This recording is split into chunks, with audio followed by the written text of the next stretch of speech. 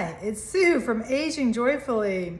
I had a root canal recently and I had no idea that I even needed one. I had zero pain, zero sensitivity, nothing. So let me tell you my story, and I'm going to try to condense it so I don't bore you. I'm going to try to keep it brief so I'm not going to tell you every detail. Went to the dentist with Steve. We had our teeth cleaned, and I had taken an ibuprofen beforehand because I have TMJ, which is tightness in my jaw and it's hard to open my mouth. So I thought that that would help me. That would help the dental hygienist, because the last time I was there, she struggled to clean my teeth because I have limited ability to open my mouth. So I was bleeding profusely as a this was a different dental hygienist. She told me I was bleeding profusely and she was concerned about that tooth. So she took another x-ray, and I don't know if they saw a difference from my x-ray 6 months ago. They didn't really explain to me. They just said the dentist came in and said, you need a new crown and probably a root canal. So I'm going to send you to an endodontist. I'm not sure if I'm saying that right. Endodontist, I believe that's what it is. Well, I've never had a root canal. I didn't even know what a root canal was. When I heard the words root canal, I just had a panic attack. It just scared me. It sounded like a lot of pain. So I've never researched what a root canal is or why you would need one.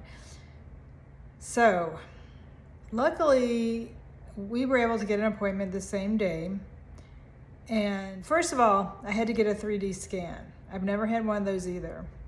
They cost $189 with our insurance, but I had to get a 3D scan, and that showed that the bone, it's this side that is a little swollen, the bone had a big hole in it. For some reason there's a crown there, and there's a gap, or it's not a good seal, and bacteria had been getting in, and they did not know why there was a hole in my bone. If just the decay had worn it away. They had no idea how long it had gone on.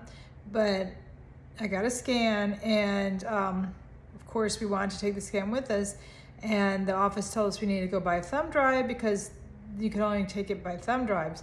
So we drove all over. We went to Costco. They didn't sell thumb drives. Then we went to Target, and they only had one for $40.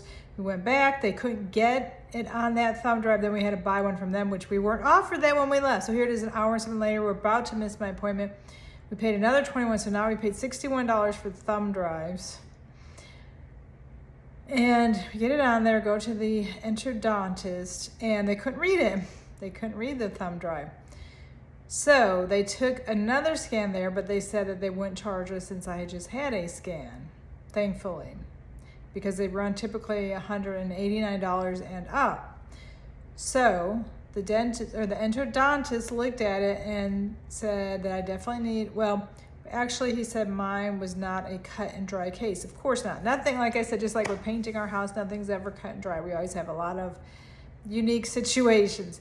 So he showed me a spot on the x-ray that something had reabsorbed. I'm not sure what he was talking about. I'm not a dentist or medical professional. Something had reabsorbed. So he said that I may actually lose the tooth.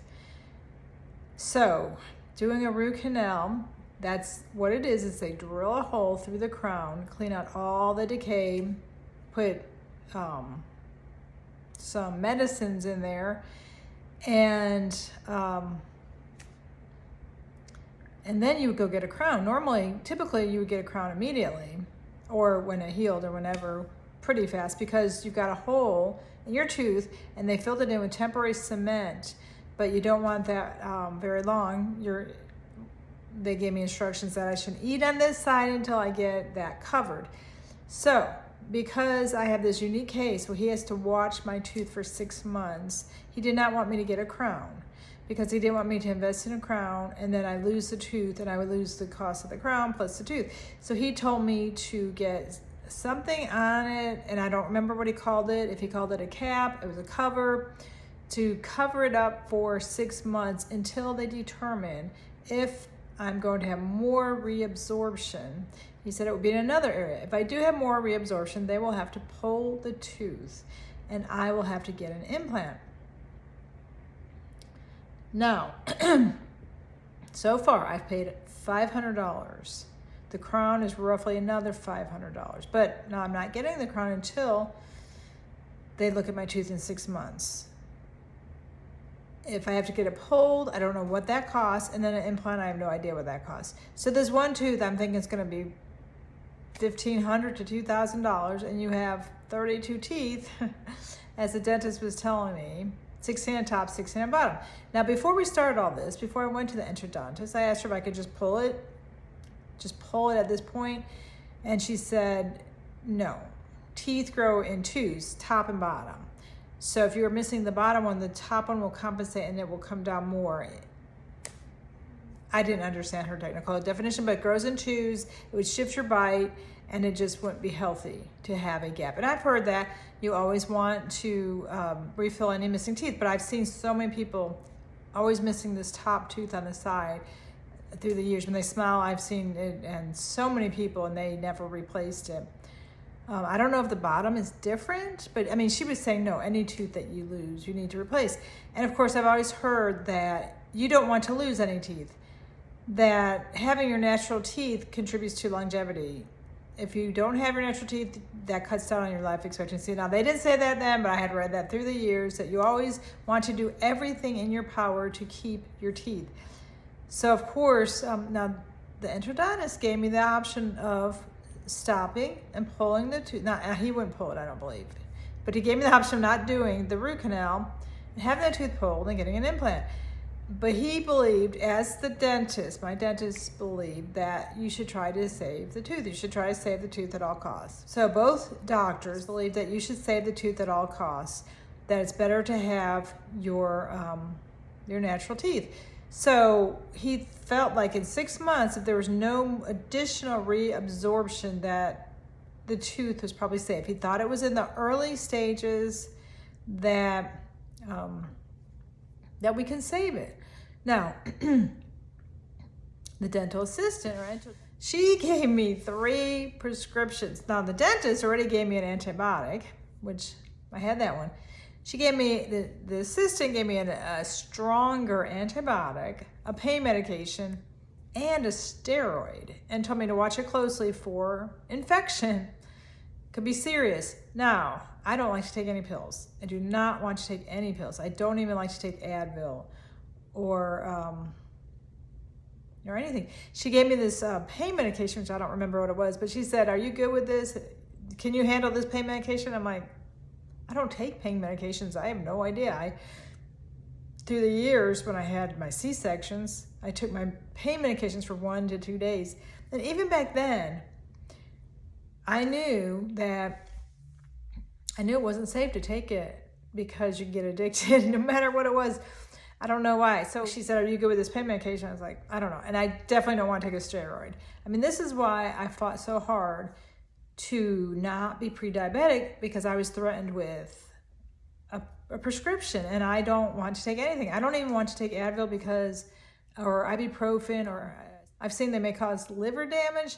When I was growing up, I always got sick every year. I got a fever up to 104, and my mother would come in with aspirin. That's all we had was aspirin. I don't know if there were any other products. And she'd come in with aspirin and say, I don't want to give you this because people die from Reye syndrome from aspirin, but here you go. And then she'd leave the room. Okay, here I'm a kid, and I have a fever of 104, and my mother would give me the aspirin and water and say, I don't know, a lot of people are dying of Reye syndrome. Bye.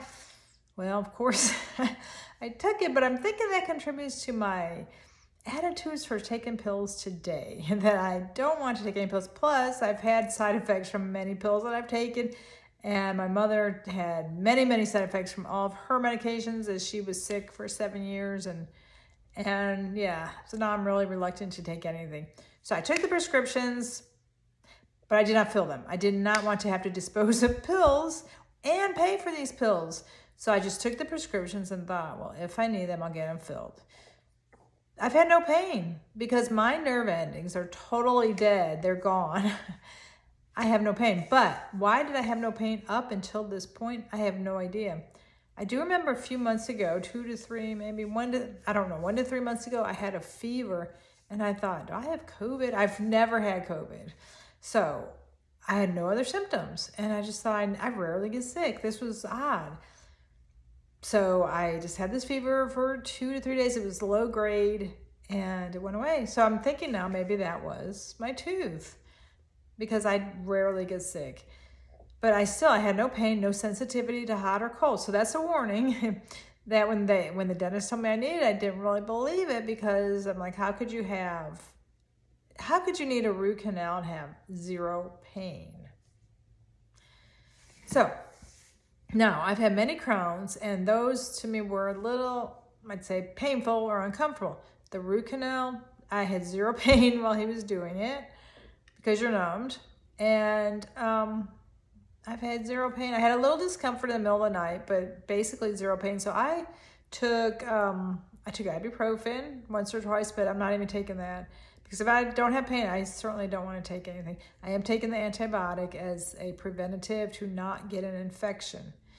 So I'm trying to get the cap or whatever it is to cover it up. My dentist has not gotten back to me on when I will be getting that. I'll get that. It said not to chew gum, which I have been chewing gum a lot since I lost weight. That was kind of my snack. Instead of eating, I was chewing gum. So I feel like a smoker. I'm having a hard time not being able to chew gum because that was my go-to. Whenever I'm hungry, I would chew gum and I can't chew gum. I can't have anything sticky and I can't eat on this side at all. So that's a little challenging. I want to get that cap on it or whatever it is, cap cover, whatever you call it. And then wait the 6 months, and I'm hoping I just need a crown and I don't have to get it pulled because I'm not looking forward to having a tooth pulled. I have all my natural teeth. I like all my natural teeth. And so I just want to let you know that my particular root canal had no pain. I don't know. I'm sure if you still have your nerve endings, you may have some pain. If yours isn't as far along gone as mine was, I don't know anything about root canals. I never wanted to know anything about root canals. But this is why when you have children, please don't let them eat sugar. Please don't let them eat sugar and take care of their teeth so they don't get to the point where they have deep crowns followed by root canals. Until I see you again, take it easy.